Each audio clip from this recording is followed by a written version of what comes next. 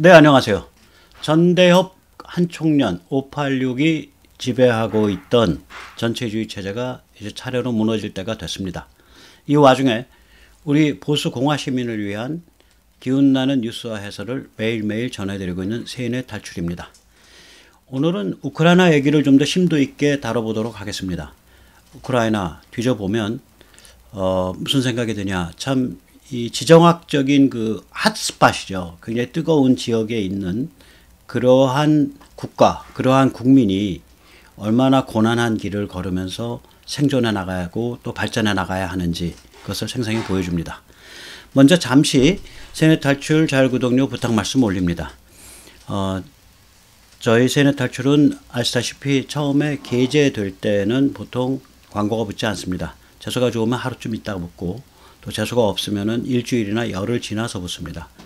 도와주시면 세네 탈출을 보다 잘 만드는 데 큰 도움이 되겠습니다. 이 우크라이나 사태의 본질 안에는 지정학이 깔려 있습니다. 지정학이 깔려 있죠. 그러니까 이 우크라이나가 나토 멤버가 될 거냐, 또 우크라이나에 나토 미사일이 배치될 거냐, 우크라이나에 나토의 그 미사일 방어 시스템 MD가 배치될 거냐, 이런 문제들이 깔려 있습니다. 다짜고짜 한번 보면 이게 1997년까지의 나토입니다. 노르웨이, 저머니, 그 다음에 이탈리, 프랑스, 스페인, 영국, 포르투갈, 벨기에, 덴마크, 네덜란드, 룩셈부르크, 이게 나토 국가들이었습니다. 그런데 1997년 이후에 이것이 이제 동구 쪽으로 확대됩니다. 이렇게 됩니다. 여기 오렌지색 국가들이죠. 저 위에 이제 발틱 3국, 에스토니아, 라트비아, 리투아니아. 그 다음에 그 아래로 폴란드, 그리고 그 아래로 체코공화국하고 슬로바키아, 그 다음에 그 아래로 헝가리, 루마니아, 슬로베니아, 크로아티아, 몬테네그로, 알바니아, 노스 마케도니아, 그리고 불가리아까지. 그래서 이 나토가 1997년 이후로 구소련권 동구로 엄청 들어갔다는 걸 알 수 있고요. 이 국가들 중에 러시아와 그 접경하고 있는 국가는 단 둘뿐입니다. 에스토니아와 라트비아밖에 없습니다. 그래서 이제 러시아의 푸틴의 주장은 항상 이 우크라이나와 그리고 이 조지아, 그러니까 그루지아는 절대로 나토에 가입해서는 안 된다. 두 개는 이 러시아와 접경을 하고 있기 때문에 우리는 두 개가 나토에 가입하는 것을 우리의 말하자면 그 심대한, 우리한테 대한 심대한 안보 위협으로 생각한다. 이런 입장을 많이 밝혀왔었어요. 그래서 지금 이 우크라이나 이 지금 사태에, 우크라이나 전쟁에 또 그러니까 러시아의 우크라이나 침공의 배경에 깔려 있는 건 이런 이제 지정학적 게임이 안에 깔려 있습니다. 그런데 이 와중에 지금 이제 우크라이나가 그럼 나토 멤버냐? 나토 멤버가 아직 아니죠. 아닌데 이제 그 카말라 해리스 같은 사람이 이제 계속해서 이제 그 불장난성의 그 실언들을 의도적 실언인지 이런 얘기를 하거든요. 3월 15일 날 카말라 해리스가 트위터에 올렸다가 1시간 만에 삭제한 글입니다.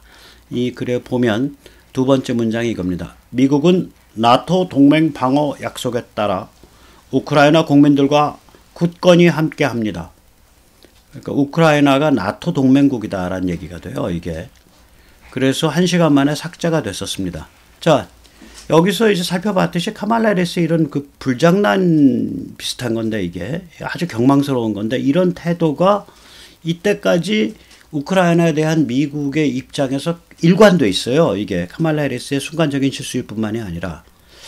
그래서 저는 미국의 우크라이나에 대한 정책이 글로벌리스트 진영의 정신분열 케이스 아니냐, 이렇게 봅니다. 일단 미국은 우크라이나를 나토 멤버로 받아들일 의지가 없습니다. 너무 뜨거운 감자예요. 우리는 못 삼키겠어요 하고 사양하고 있어요. 왜 그러냐면 전통적으로 우크라이나는 러시아의 지정학적 영향권 아래에 있는 지역이기 때문에 그걸 나토 영향권으로 받아들이게 되면 러시아와 정면 대결이 되니까. 두 번째로, 그러면서도 불구하고 2014년 마이단 혁명 이후로 우크라이나는 계속 친서방으로 선회를 해왔어요.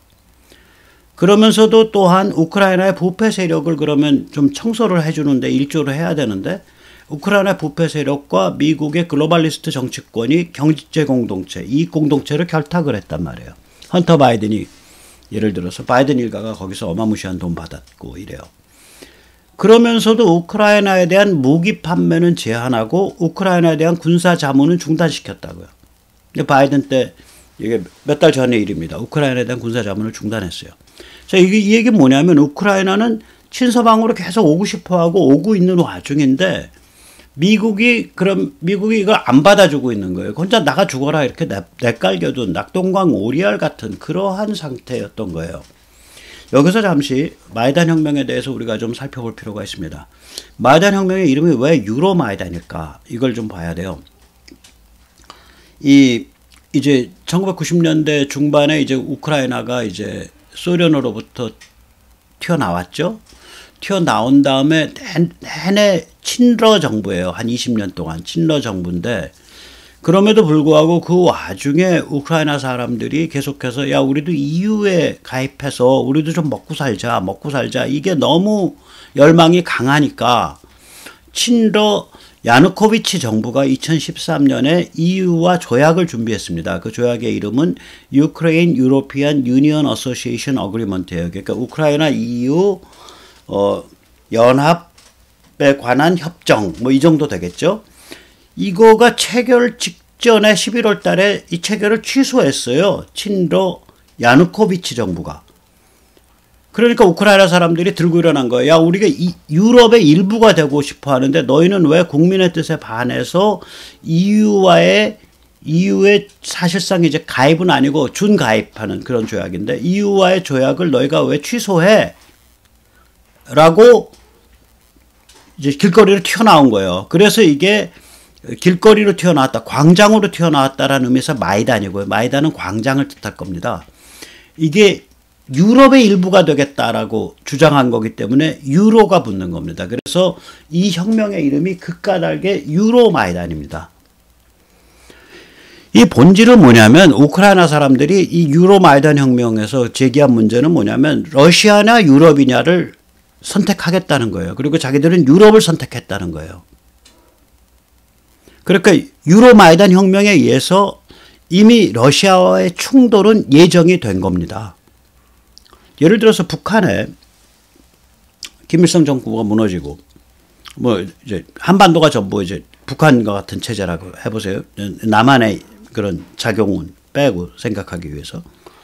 자 그러면 이 조선민주주의인민공화국의 김일성 체제가 무너지고 그게 뭐 유사한 부패한 체제가 들어와서 중국식 개혁개방을 했어요. 중국식 개혁개방을 하는데 그래서 완전히 이게 중국 식민지 같은 정부야. 근데 국민들이 계속해서 야 일본 미국과 이게 저기 그 무역협정 맺어 그 들고 일어나서 그 무역협정의 준비 단계 협정을 준비를 했다가 그 정부가 조선민주주의인민공화국 정부가 그걸 그 정부 수반이 그걸 취소를 해버렸어. 그러면 사람들이 다 들고 일어나서 우리가 중국이냐 미국이냐 선택하는데 우리 미국 선택한다. 그래서 뒤집어 엎은 거예요 이게. 그게 그래서 유로마이단이에요. 그래서 이 러시아와의 충돌이 이미 유로마이단 혁명 때 2014년에 이미 내장되어 있는 겁니다. 왜냐하면 유로마이단 혁명이 전통적으로 러시아의 지정학적 권역에 속해 있던 우크라이나가 우리 러시아 권역에서 벗어나서 유럽의 일부가 되겠어 라고 선언한 사건이거든요. 따라서 이건 러시아와의 충돌이 예정돼 있었던 거예요. 2014년에 이미. 그런데 문제는 뭐냐. 그러면 이게 우크라이나와 러시아가 충돌할 수밖에 없는데 이 미국이 이 충돌에 대한 패키지가 전무한 거예요. 이때까지 2014년 이후로 말하자면 블루프린트가 없는 거예요. 미국이. 그래놓고 우크라이나는 자꾸 친서방으로 오고 있고 그럼 이게 뭐냐 이거지. 블루프린트는 없는데 친서방으로 오고 있고 서방이 우크라이나를 맹방의 일원으로 받아들이진 않고 이 상태였던 거예요. 지난 8년이. 그러다가 이번에 불거져서 튀어나온 겁니다. 바이든 정부가 약체니까 푸틴이 이제 그 힘 가지고 이제 노려보서 때린 거죠. 예. 여기 보시면은 그때 유로마이단 혁명 때 보면 저 EU 깃발이 있잖아요. 우크라이나 깃발, EU 깃발, 우크라이나 깃발, EU 깃발.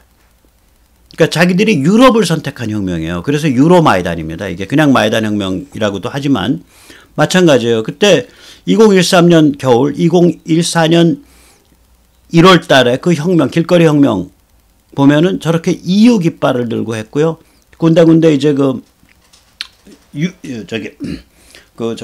우크라이나 깃발 보이고요.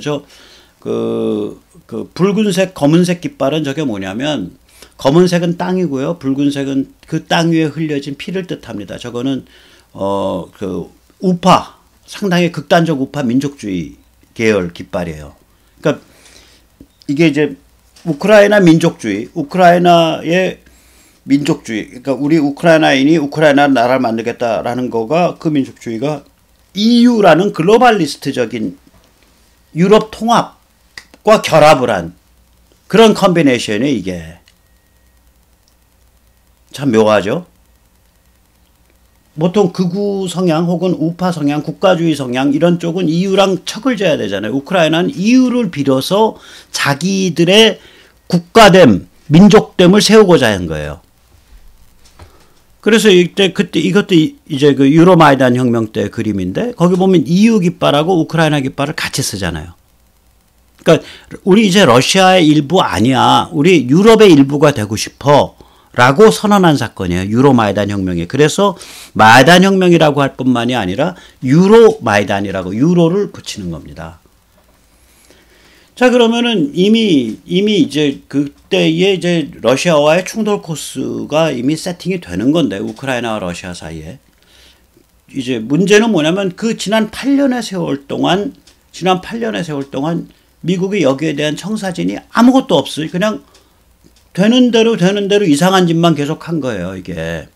트럼프까지 포함해서. 그래서 이제 그 사정을 좀 더 살펴보기로 하겠습니다. 특히 2019년 개헌이 문제가 됩니다. 이제 점점 더 수위가 높아지는데, 2014년 아까 혁명 직후에 EU와 조약을 했습니다. 아까 2013년 말에 친러 야누코비치가 EU와의 조약을 취소시켜서 혁명이 일어났다 그랬잖아요. 혁명 직후 2월 달인가에 바로 EU와 조약을 해요. 그리고 급속하게 친서방화됩니다. 그래서 2017년에 쉥겐 국가 무비자 입경이 관철이 돼요. 이게 쉥겐 국가가 뭐냐면, 아시다시피 EU에서는 그러니까 서로 국경 구분 없이 막 돌아다닐 수 있는 국가 그 네트워크가 있죠. 그 국가 네트워크를 쉥겐 국가라 그럽니다. 쉥겐 에어리아. 이 지금 그림에서 보면 이게 군청색 지역입니다. 우크라이나가 이 쉥겐 에어리아로 그냥 들어갈 수 있게 된 거예요. 여기에. 그러면 90일 동안은 비자 없이 가. 무비자 입경해요. 그리고 비자를 받으면 180일까지 체류할 수 있어요. 이게 무슨 얘기예요? 우크라이나 사람들이 유럽화 됐다는 얘기예요. 유럽화 된다는 얘기예요. 이 상태에서 그 우크라이나의 1, 2위를 다투는 재벌이 있습니다. 포로셴코. 이게 친서방 대통령이에요. 2014년부터, 그러니까 마이단 혁명 때부터 2019년까지 대통령인데, 2019년 2월에 개헌을 한다고요. 포로셴코가 대형사 걸쳐요. 이 개헌에 보면 헌법에 EU 및 나토 가입이 명문화되어 있어요. 그래서 요새 젤렌스키가 하는 말이, 우크라이나 국민들이 나토에 우리가 가입하지 않아야 된다라는 거를 이제 납득하기 시작했다. 이런 발언들이 있어요. 요새 젤렌스키 말이. 그러면 지금 러시아와 마지막 딜에서는 결국 우크라이나가 중립으로 남아야 돼요. 그 중립의 조건이 이제 러시아 침공 때의 외국, 그러니까 서방의 방어가 자동화될 수 있는 그러한 중립 조건이냐 아니냐만 남은 문제예요. 지금 문제가. 그러니까 지금 다시 이제 우크라이나 중립으로 간다고요. 친서방 중립으로. 서방에서 보호받는 중립으로 가야 돼요. 그게 이제 젤렌스키의 목표예요. 그게 현실적인 방안이고. 그런데 헌법에는 EU 및 나토 가입이 명문화되어 있다고요. 중립이 아니라.